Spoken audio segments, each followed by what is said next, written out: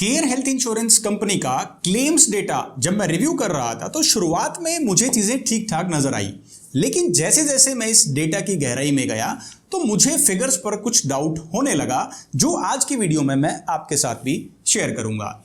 नमस्कार दोस्तों, मेरा नाम है हरविंदर सिंह और आज मैं आपके लिए लेकर आया हूं care health insurance report card video. Latest financial year 2025-26 यानी कि 31 मार्च 2026 तक केयर हेल्थ इंश्योरेंस कंपनी ने कितने क्लेम्स को सेटल किया है, कितने क्लेम्स रिजेक्ट किए हैं, कितने लोगों को कितना पैसा क्लेम्स के दौरान मिला है और कितने लोगों को शिकायत करनी पड़ी है अपना क्लेम लेने के लिए। ये सारा डेटा, ये सारे फिगर्स मैं आज आपको बताने वाला हूं।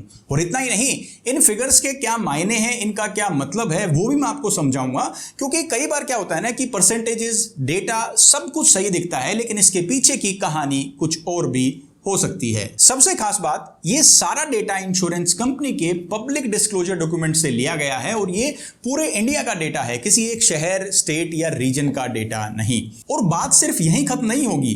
कंपनीज के क्लेम्स परफॉर्मेंस के बेसिस पर हमने इन्हें एक स्कोर दिया है और उस स्कोर के बेसिस पर इन्हें ग्रेड भी किया है। आज आपको पता चलेगा care health insurance company claims के मामले में कहां खड़ी है और इसे क्या ग्रेड, क्या स्कोर मिलता है। Let's start the video. इस रिपोर्ट कार्ड वीडियो को दोस्तों हम 5 सेक्शंस में डिवाइड करेंगे। हम 5 पैरामीटर्स पर चेक करेंगे कि केयर हेल्थ इंश्योरेंस कंपनी ने कैसा परफॉर्म किया है।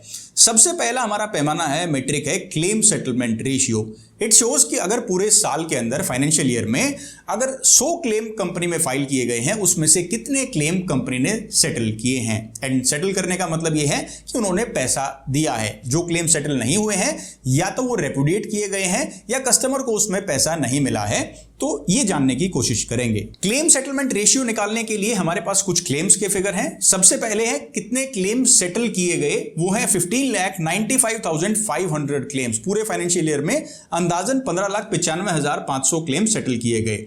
कितने क्लेम्स रिपोर्ट किए गए, फाइल किए गए, 16,48,254 क्लेम्स। लेकिन कुछ आउटस्टैंडिंग क्लेम्स भी थे जो पिछले फाइनेंशियल ईयर में सेटल नहीं हुए थे, इस फाइनेंशियल ईयर के अंदर उन्हें सेटल किया गया। Those claims were 25,936 claims. इनको हम ऐड कर देंगे क्योंकि इन पर भी डिसीजन इसी फाइनेंशियल ईयर में लिया गया है।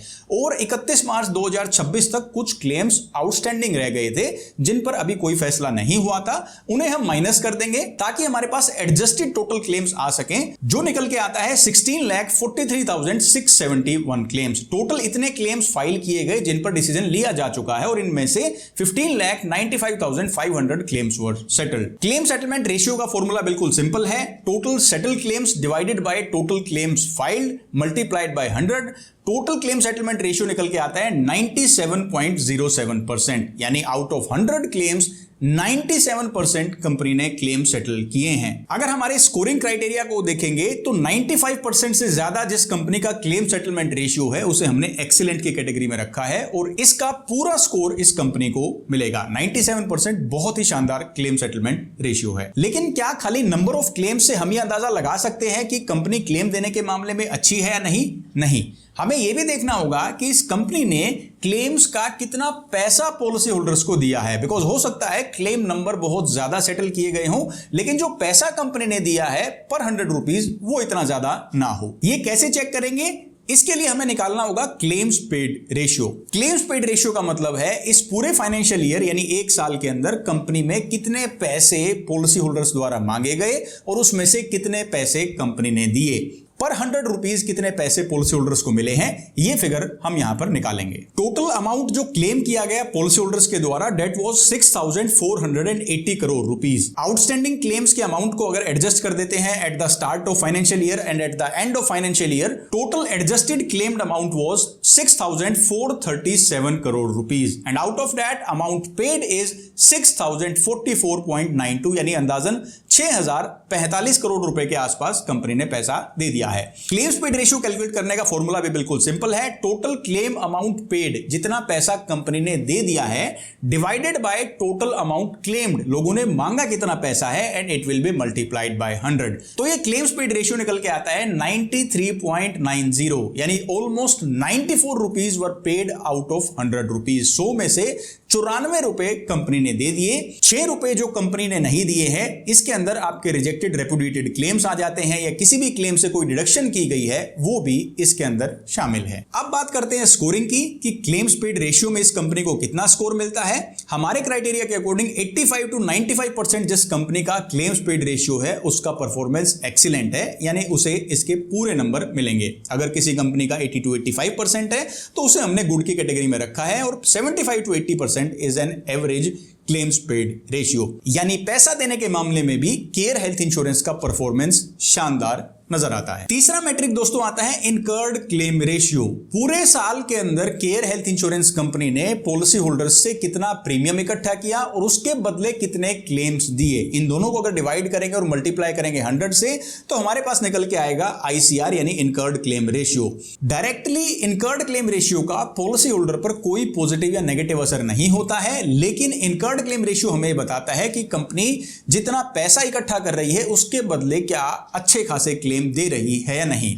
हमारी जो आइडियल रेंज है वो 70 to 85 के बीच में है। देखते हैं केयर हेल्थ इंश्योरेंस का इनकर्ड क्लेम रेशियो कितना है। लास्ट फाइनेंशियल ईयर के अंदर टोटल क्लेम्स का खर्चा जो कंपनी के ऊपर नेट इनकर्ड क्लेम्स का अमाउंट आया है वो है 4,952 करोड़ रुपीस, और टोटल प्रीमियम जो कंपनी ने कमाया है पॉलिसी होल्डर से वो है 6,994 करोड़ रुपीस। अगर आप इन दोनों को डिवाइड करते हो net incurred claims divided by net earn premium तो हमारे पास इनकर्ड क्लेम रेशियो निकल के आता है 70.81%। इसका मतलब यह है केयर हेल्थ इंश्योरेंस कंपनी ने पूरे साल के अंदर अगर 100 रुपए का प्रीमियम इकट्ठा किया 70 रुपीज के क्लेम उसने दे दिए। क्या ये इनकर्ड क्लेम रेशियो अच्छा है? तो हमारा जो आइडियल जोन है इनकर्ड क्लेम रेशियो के लिए जो हमने डिसाइड किया है दैट इज 70 to 85।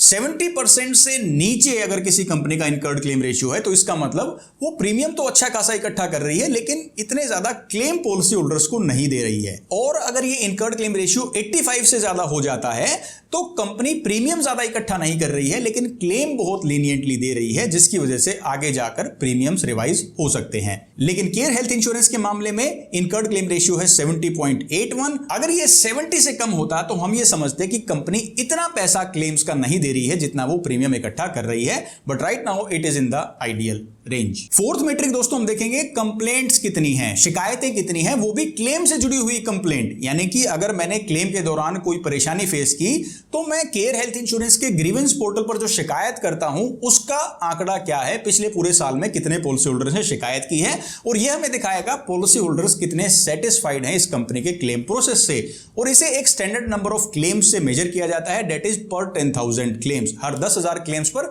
कितनी शिकायतें पॉलिसी होल्डर्स ने फाइल की। लास्ट फाइनेंशियल ईयर में टोटल 6,935 कंप्लेंट्स फाइल की गई by the policy holders during claim in care health insurance grievance department. Total claims कितने थे? 16,53,489 क्लेम्स। इन शिकायतों में से 3,518 complaints were fully accepted, 3,321 complaints were rejected, partially accepted एक भी कंप्लेंट नहीं है, या तो रिजेक्ट किया है कंपनी ने या कंपनी ने एक्सेप्ट किया कंप्लेंट्स को, और 96 कंप्लेंट्स अब भी पेंडिंग है। सबसे बड़ा कंसर्न तो यह है कि ऑलमोस्ट 50% कंप्लेंट्स कंपनी ने खुद ही एक्सेप्ट की हैं, यानी ये वो लोग हैं जिन्हें पहले ही ये क्लेम का पैसा मिलना चाहिए था, इन्हें लेकिन शिकायत करनी पड़ी, ये नौबत आई और उसके बाद कंपनी से पैसा मिला। And I am not sure कि ये पैसा पूरा मिला हो या इसमें कुछ डिडक्शंस भी शामिल हों। 50% of acceptance rate in total complaint shows कि कंपनी का जो क्लेम्स के ऊपर डिसीजन लेने की एफिशिएंसी है, उन्होंने ऐसे क्लेम्स को रिजेक्ट कर दिया जिन्हें उन्हें शिकायत के बाद दोबारा एक्सेप्ट करना पड़ा, ये नंबर बहुत बड़ा है। और आप जानते हैं ज्यादातर लोग शिकायत भी नहीं करते हैं, हो सकता है उनके अंदर भी पॉलिसी होल्डर्स को क्लेम मिलता। अगर शिकायतों के इस टोटल नंबर को मेजर करें पर 10,000 क्लेम्स तो फिगर निकल के आती है 41.94, यानी ऑलमोस्ट पर 10,000 क्लेम्स 42 शिकायतें की गई। हमारा जो क्राइटेरिया है इसके अकॉर्डिंग ये एवरेज वाली कैटेगरी से भी ज्यादा है और ये कंसर्न वाली कैटेगरी में आ जाता है कि यहां पर क्लेम प्रोसेस में कुछ कंसर्न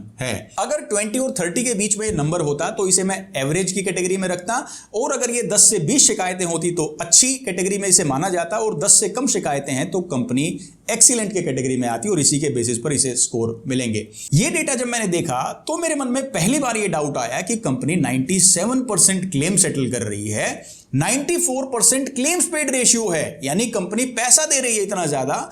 तो ये लोग कौन है जो शिकायतें कर रहे हैं? इतनी शिकायतें जो इंडस्ट्री एवरेज से भी ज्यादा है। तो इसका रीजन क्या है? या तो ये शिकायतों का नंबर इन्फ्लेट किया गया है, लेकिन ऐसा कंपनी क्यों करेगी? अपनी ही शिकायतों का नंबर वो ज्यादा क्यों दिखाएगी? या फिर जो सेटल्ड क्लेम के नंबर्स हैं उनमें कुछ दिक्कत हो सकती है। लेकिन जब मैंने इससे नेक्स्ट डेटा देखा तो मेरा डाउट और भी पक्का हो गया। नेक्स्ट और फाइनल मैट्रिक है दोस्तों क्लेम सेटलमेंट की स्पीड। इस डेटा के जरिए हम पता लगाते हैं कि एक बार क्लेम फाइल करने के बाद कितने टाइम के अंदर कंपनी ने ज्यादातर क्लेम्स को सेटल किया है। और हमारा जो बेंचमार्क है दैट इज ऑफ 1 मंथ। एक महीने के अंदर अगर 95% से ज्यादा क्लेम्स कंपनी सेटल कर रही है तो ये बहुत ही शानदार स्पीड है क्लेम सेटलमेंट की। अब मैं आपको कुछ फिगर्स दिखाता हूं जिसे देखकर मेरे मन में ये डाउट आता है, शायद आपके मन में भी आए।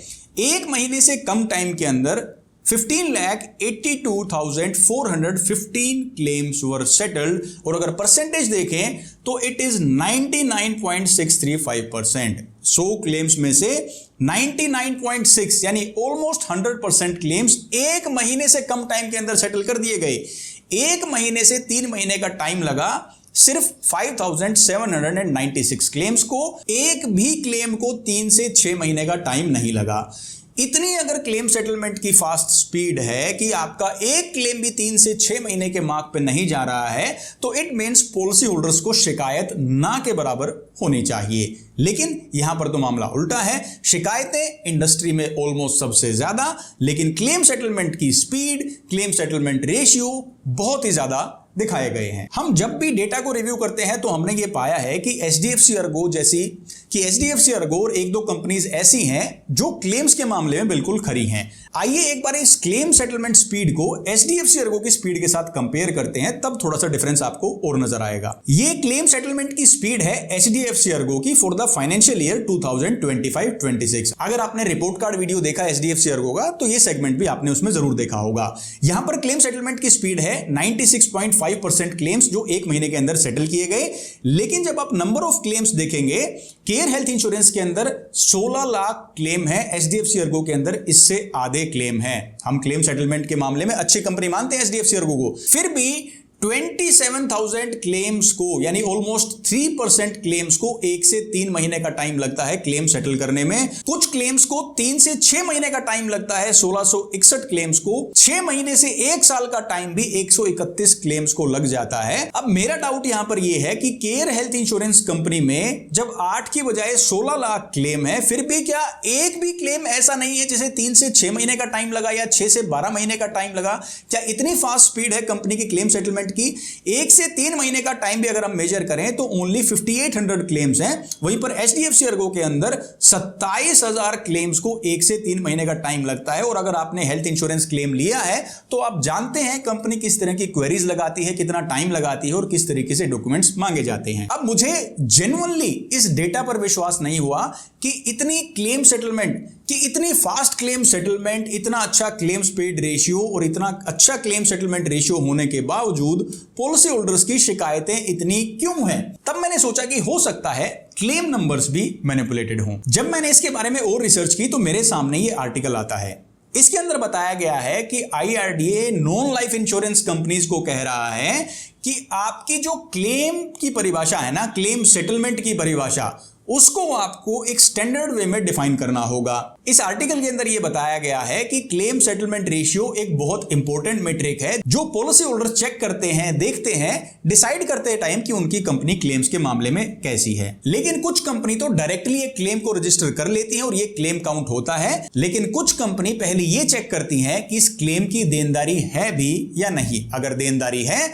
तो उस क्लेम को रजिस्टर करेंगे और वो पैसा दे दिया जाएगा और उसे ही एक क्लेम माना जाएगा। इस तरीके से क्लेम सेटलमेंट रेशियो को बहुत ज्यादा दिखाया जा सकता है, क्योंकि रिजेक्टेड और रेपुटेटेड क्लेम्स को क्लेम्स में शामिल ही नहीं किया गया, वो क्लेम रजिस्टर ही नहीं किया गया। तो आईआरडीए का ये कहना है कि सभी कंपनीज को एक स्टैंडर्ड तरीका अपनाना है। कोई भी ऐसा क्लेम जिसके अंदर पॉलिसी होल्डर सेटिस्फाइड नहीं है, उन्हें पैसा देना बाकी है, या कोई डिस्प्यूटेड क्लेम्स है, वो सेटल्ड क्लेम्स में शामिल नहीं होगा। आईआरडीए के मेंबर है के श्रीनिवासन। इनका कहना है कि कुछ क्लेम्स सालों तक डिस्प्यूटेड रहते हैं, फिर भी आप उन्हें सेटल्ड क्लेम्स में कैसे शामिल कर सकते हैं। हजारों क्लेम्स कोर्ट के अंदर अंडर जुरिस्डिक्शन है, लेकिन फिर भी आप उन्हें सेटल्ड क्लेम्स में कैसे शामिल कर सकते हैं। इसके अलावा के श्रीनिवासन जी ये भी कहते हैं कि उन्हीं क्लेम्स को सेटल्ड माना जाए जिसके अंदर इस सेटलमेंट को पॉलिसी होल्डर पूरे तरीके से एक्सेप्ट करता है। अगर क्लेम्स के अंदर डिडक्शन से या क्लेम रिजेक्शन से कस्टमर सेटिस्फाइड नहीं है, कस्टमर उसे चैलेंज करता है, कंटेस्ट करता है, तो आप उसे सेटल्ड क्लेम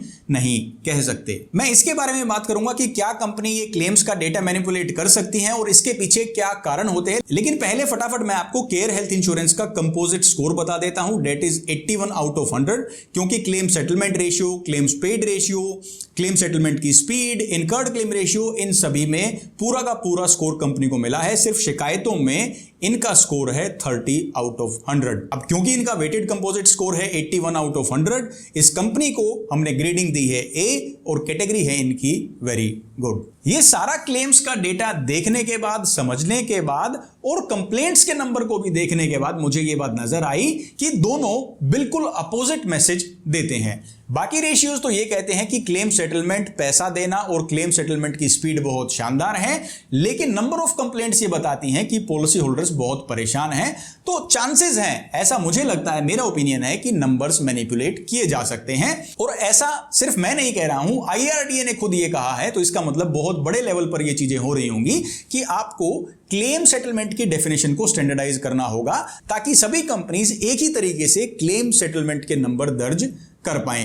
तो इसका मतलब क्या ये हुआ कि health insurance report card series के इस डेटा का, इस सीरीज का कोई मतलब नहीं बनता? नहीं।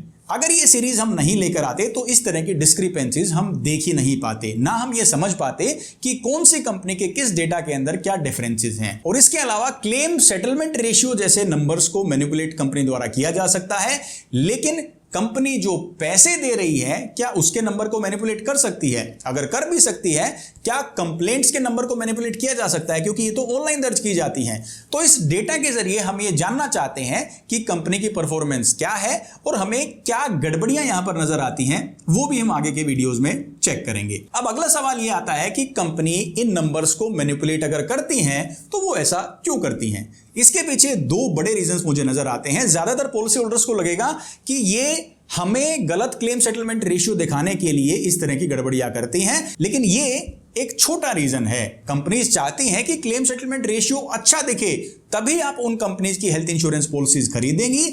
इससे भी बड़ा रीजन नंबर्स को मैनिपुलेट करने का मुझे लगता है अंडरराइटिंग लॉसेस को छुपाना। कंपनी ने कितनी पॉलिसीज बेची, कितना प्रीमियम इकट्ठा किया, उसके बदले कितने क्लेम्स दिए, ये दिखाता है कि कंपनी कितनी एफिशिएंटली काम कर रही है, इनके प्लान्स कितने कामयाब हैं, ये एक्सपेंसेस को कितने अच्छे से मैनेज कर रहे हैं। इस तरह के लॉसेस को छुपाने के लिए, इंश्योरेंस कंपनी की बेहतर फाइनेंशियल स्ट्रेंथ दिखाने के लिए कंपनी नंबर्स को भी मैनिपुलेट कर सकती है। अब एक आखिरी बात मैं कहना चाहूंगा IRDA के इस कदम पर, जो उन्होंने जनरल इंश्योरेंस काउंसिल को ये निर्देश दिए हैं कि non life insurance companies claim settlement की परिभाषा को डिफाइन करें, ये बहुत ही नरम रवैया है। जब IRDA बीइंग अ रेगुलेटर ये जानता है, ये समझता है कि नंबर्स को मैनिपुलेट किया जा रहा है, तो इन नंबर्स की जांच होनी चाहिए, एक ऑडिट की जानी चाहिए और ये पता लगाया जाए कि कौन सी कंपनियां इतनी बड़ी गड़बड़ें कर रही हैं, क्योंकि ये कोई छोटी बात नहीं है। लाखों पॉलिसी होल्डर्स तक इन नंबर्स के जरिए गलत मैसेज, गलत परसेप्शन जा सकती है और ये सारा डेटा कंपनी के पब्लिक डिस्क्लोजर डॉक्यूमेंट में है। आप सोच के देखिए, एज ए पॉलिसी होल्डर अगर हम 10 साल पुरानी कोई मेडिकल हिस्ट्री छोटी सी बताना भूल जाते हैं और हम अपनी हेल्थ इंश्योरेंस पॉलिसी में एक क्लेम फाइल करते हैं जिसका पुरानी मेडिकल हिस्ट्री से जो हम डिक्लेयर करना भूल गए उससे कोई रिलेशन भी नहीं है, तब भी कंपनी नॉन डिस्क्लोजर की वजह से हमारा क्लेम रिजेक्ट कर देती है, जबकि हमने पॉलिसी का पूरा प्रीमियम दिया है। Because insurance works on utmost good faith, ईमानदारी से हमें चीजों को बताना होगा। लेकिन इंश्योरेंस कंपनीज का पब्लिक डिस्क्लोजर का क्लेम्स डेटा तो फॉल्टी है। ऐसा मैं नहीं, IRDA कह रहा है। तो why don't they bear a negative action? उनके ऊपर कोई पेनल्टी, कोई भी एक्शन क्यों नहीं? इसीलिए मुझे ऐसा लगता है कि IRDA का ये रवैया इंश्योरेंस कंपनीज को लेकर काफी नरम है। इसके अपोजिट एक स्ट्रिक्ट एक्शन लिया जाना चाहिए, ऑडिट करवाई जानी चाहिए और जो भी कंपनीज इसमें दोषी पाई जाती हैं उन पर पेनल्टी और सीरियस फाइन्स लगाए जाएं ताकि कोई भी कंपनी ऐसा ना करें, क्योंकि विश्वास और भरोसा दोनों तरफ होना जरूरी है, तभी इंश्योरेंस का मॉडल सक्सेसफुली काम करेगा। और जो 2047 का मिशन है हर घर इंश्योरेंस, तभी हम उसे भी अचीव कर पाएंगे।